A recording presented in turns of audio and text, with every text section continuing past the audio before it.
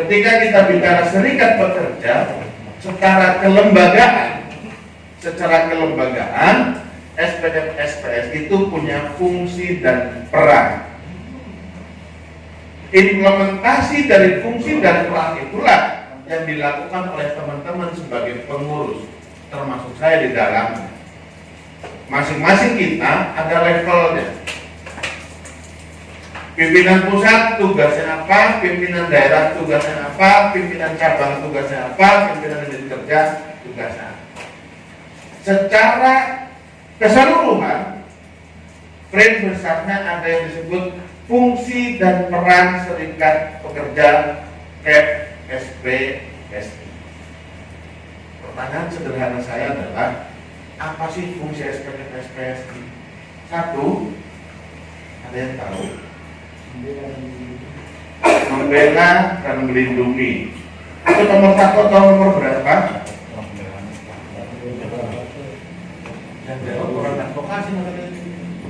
Fungsi SPSI yang pertama apa? Yakin melindungi,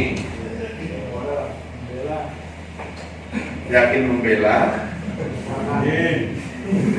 Tadi kan persepsi yang saya bilang ART. Kalau persepsinya Undang-Undang 21 2000, fungsi dan peran serikat pekerja ada berapa?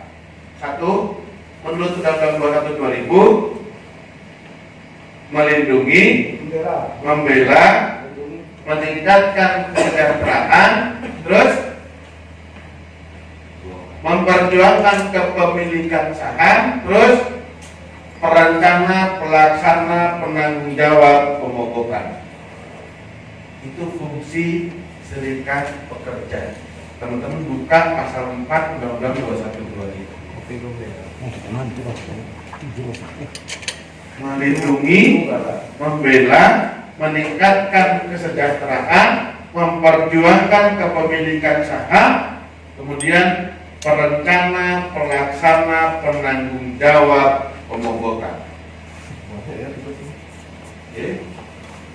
Persepsinya 21 2000. Persepsi serikat pekerja, fungsi serikat pekerja sebagai SPSI, satu, lembaga aspirasi. Catat dulu, biar ingat dulu. Tugas serikat pekerja adalah lembaga aspirasi. Kawan-kawan di tingkat unit kerja, tugas fungsi peran pertamanya adalah lembaga aspirasi. PC ya sama, hanya beda tingkatan, tentu aspirasinya berbeda. Dalam artian, kalau di PUK, tugas teman-teman apa sih aspirasi dari anggota? Nah, di tingkat cabang yang aspirasi PUK. PUK juga sumbernya dari anggota atau dari pemikiran pengurus PUK kan. Oh, di PUK saya ABC sampaikan, PC ada persoalan ini, bantu ini, itu lembaga aspirasi. Kita A, B, C dan sebagainya. Yang pertama sekali lagi lembaga aspirasi. Yang kedua, fungsi serikat pekerja adalah lembaga perunding. Kehendak anggota tadi, kehendak PUK tadi, kehendak PJ, kehendak PD, masing-masing yang tidak ada tingkatannya, dirundingkan lembaga perunding. Kalau PUK ya rundingnya sama perusahaan, sama pengusaha. Kalau di tingkat cabang, bikin dong Perda Kabupaten Bero nomor 8 2000 berapa tuh? 18 15 Perda Ketenaga Kerjaan Kabupaten Bero. Ada yang pernah baca? Tuh kan? Tinggal di Kabupaten Bero, gitu? Perusahaannya di Kabupaten Bero, Perda nomor 8 aja belum pernah baca. Iya coba. Tentang ketenaga kerjaan Kabupaten Bero. Ada beberapa item positif yang di situ yang bisa dipedomani.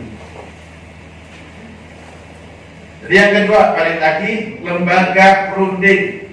Tugas teman-teman itu itu terhadap aspirasi itu dirundingkan, tentu selaraskan dengan levelnya, mitra kerjanya lah kalau bahasanya. Yang ketiga, ketika kawan-kawan tingkat unit kerja berunding, Anda akan berhadapan dengan keluhannya pengusaha. Ada yang pernah runding kenaikan upah? Ada yang pernah runding kenaikan upah dengan perusahaan? Besok kan teman-teman runding kenaikan upah dengan perusahaan, tahu keluhannya pengusaha apa? Rugi. Tambah yang lain? Yang lain lagi? Esensi. Tuh absensinya, tuh malesnya, tuh produktivitasnya, tuh ininya. Rugi ya. Bener nggak? Rugi itu karena absennya tinggi, rugi itu karena produktivitasnya rendah, apalagi tuh? Macam-macam lah alasannya perusahaan. Maka fungsi yang ketiga serikat pekerja adalah lembaga pembinaan. Tugas teman-teman juga membina anggota. PT yang bina anggota agar anggotanya disiplin, produktif. Jadi kalau nanti anggota diingatkan sama pengurus PUK ya jangan marah. Kadang anggota berpikir, ini PUK apa manajemen ini? Nyuruh saya disiplin. Benar? Itu fungsi SPKPSPJ loh. Lembaga pembinaan.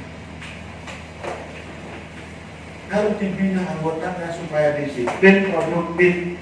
Kalau anggotanya disiplin, produktif, perlu nggak kita ngomongin beginian? Nggak ada perselisihan kok. Kok PKB-nya ditalanin, ditaatin, kita perusahaan juga jalanin semuanya, nggak perlu berselisih. Naik upah juga bagus, kan gitu. Maka lembaga pembinaan ini penting. Yang berikutnya, fungsi serikat pekerja adalah lembaga perlindungan. Gabunglah lembaga perlindungan dan pembelaan.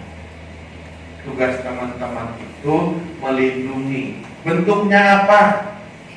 PP itu kan yang bentuk pengusaha, HRD, karyawan tinggal menerima. Kalaupun ada PUK, hanya sekedar memberikan saran dan pertimbangan. Saran pertimbangan pun ibaratnya bisa diperlakukan seperti sampah, tidak bisa diperselisihkan. Maka kemudian yuk tingkatkan perlindungan dengan PKB. Minimal tata tertibnya mana, sanksinya apa yang layak dan sebagainya. Itu lembaga perlindungan. Pembelaannya kalau ada penyimpangan dibela. Kalau anggotanya dibina, tertib tidak melanggar, ya nggak perlu dibela kan gitu. Nanti teman-teman sebagai pengurus PUK juga jangan heran berhadapan dengan perusahaan, dengan HRD akan ketemu bahasa HRD. Kalau tadi ketika pembinaan adalah bahasanya anggota, di PUK apa manajemen. Tapi ketika melakukan pembelaan, teman-teman akan berhadapan juga dengan Pak HRD. PUK udah tahu salah masih dibela. Ada yang pernah ngalamin begitu? Udah tahu salah masih dibela. Terus kita sebagai PUK mau ngomong apa?